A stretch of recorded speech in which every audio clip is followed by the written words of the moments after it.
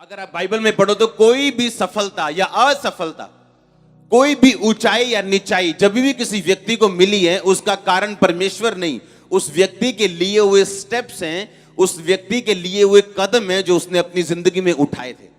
आमीन। बाइबल कहती अब्राहम जो था वो इतना आशीषित हो चुका था कि बाइबल कहती राजाओं ने उससे जेलसी की। जो राजा लोग होते थे, देशों के राजा होते थे, वो जेलसी करते थे अब्राहम से, क्योंकि बाइबल कहती अब्राहम की प्रॉपर्टी, इसहाक की प्रॉपर्टी राजाओं से भी अधिक जान पड़ती थी।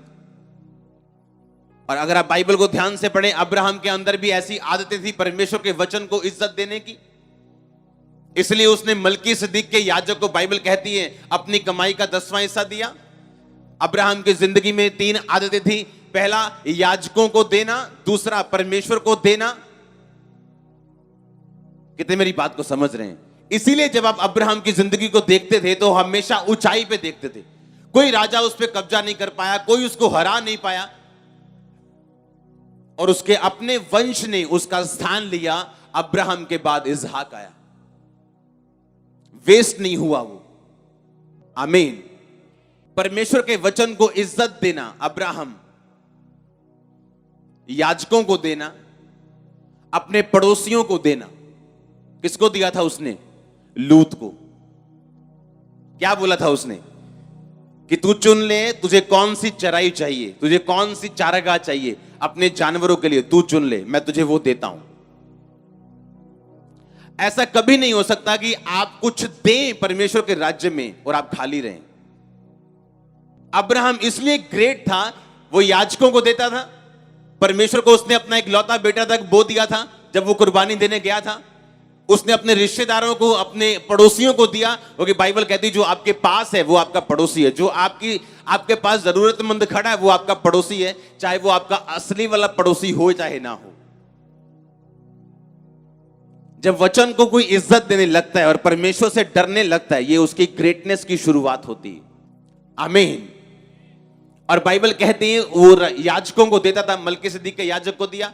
बाइबल कहती है उसने परमेश्वर में बोया। बाइबल कहती है उसने लोगों को दिया। हमेशा बोना उसकी जिंदगी थी, परमेश्वर के वचन का ऑनर करना।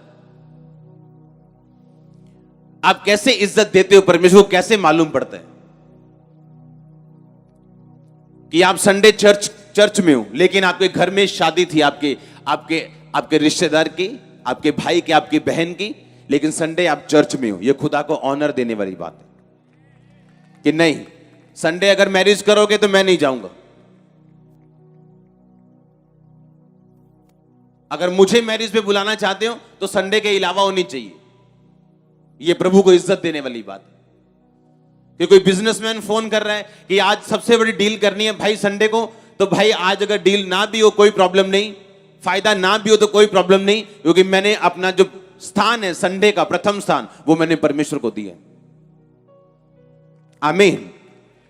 कोई टीवी पे मेरा फेवरेट प्रोग्राम क्यों ना हो, लेकिन अगर जो प्रार्थना का टाइम है वो किसको दिया? परमेश्वर को दिया। ये प्रभु को इज्जत देने वाली बातें। और ऐसा कभी नहीं हो सकता कि आप परमेश्वर को इज्जत दो और परमेश्वर आपको इज्जत ना दे। ऐसा नहीं हो सकता। परमेश्वर ने कहा कि मजदूर की मजदूरी मत रखना। जो सुबह से लेकर शाम तक अपने तन को, अपने मन को लगा के तेरा काम करता है, उसकी मजदूरी तुम मत रखना। अगर परमेश्वर हमसे यह कहता है कि तुम मजदूरों की मजदूरी मत रखना, तो वो हमारी मजदूरी भी रखता नहीं। आज प्रॉब्लम यह है कि हमें यह नहीं मालूम कि हमें यहोवा को, परमेश्वर को, प्रभु यीशु मसीह को इज्जत कैसे देनी है। आज यहूदी लोग दुनिया में प्रथम स्थान पे हैं। मीडिया उनके, बैंक्स उनके, फाइनेंस में वो आगे हैं, प्रॉपर्टीज में वो आगे हैं, एग्रीकल्चर में वो आगे हैं, टेक्नोलॉजी में वो आगे हैं, डिफेंस में वो आगे हैं, हथियारों में वो आगे हैं। क्यों? आप उनके घरों में चले जाओ, सबसे कम यूट्रस का कैंसर यहूदी लोगों को है। सबसे कम दुनिया में यूट्रस का कैंसर यहूदी लोगों को है। क्यों? उनकी बच्चियों को, उनकी लड़कियों को छोटे होते से सिखाया जाता है कि जब तक शादी ना हो गलत संबंध किसी बंदे के साथ नहीं बनाने। उनको छोटे होते से सिखाया जाता है। बच्चों को बोना सिखाया जाता है, प्रभु की इज्जत करनी सिखाई जाती। वो बड़े ट्रेडिशनली परमेश्वर में चलते हैं, इज्जत देते हैं परमेश्वर को, और इसीलिए आज आप किसी यहूदी को नीचा नहीं कर सकते हो। और परमेश्वर के वचन में लिखा कि हामान की पत्नी ने कहा था कि अगर मुर्दके यहूदी है तो तू उसको नीचा नहीं कर पाएगा। चाहे तेरी पोजीशन ऊंची है, चाहे तू राजा के बाद 13 नंबर आता है और मुर्दके सिंपल एक एम्प्लॉय है, पर फिर भी तू उसको नीचा नहीं कर पाएगा क्योंकि वो एक यहूदी है। आप एक आत्मिक यहूदी हैं और इसीलिए परमेश्वर ने आपको चुना एक प्रभावशाली नंबर 1 व्यक्ति बनाने के लिए। लेकिन वो कैसे होगा? प्रभु के वचन को इज्जत देके। आप ऐसे नहीं कर सकते कि उसके वचन को डिसऑनर करो, उसके वचन की आप बेइज्जती करो और प्रभु से आशीष मांगो या प्रभु से ऊंचाई मांगो। ऐसा नहीं हो सकता कि आप अपने बिजनेस में झूठ बोलो 10 तरह के और फिर आप परमेश्वर से ब्लेसिंग मांगो। ऐसा नहीं हो सकता। जो उसके वचन को इज्जत देगा, परमेश्वर ने कहा मैं उसको ऊंचा करूंगा उन जातियों में जिन जातियों में मैंने तुझे चुना है, जब तू मेरे वचन को मुझे इज्जत देगा। पुराना नियम पढ़ो, नया नियम पढ़ो, उसमें लिखा कि जब तू अपनी भेड़ों के झुंड में जाए तो सबसे अच्छी भेड़ चुनना। तेरी भेड़ दुर्बल, लंगड़ी, एक आंख वाली और शारीरिक रूप से अस्वस्थ ना हो जब तू उस भेड़ को चढ़ाए।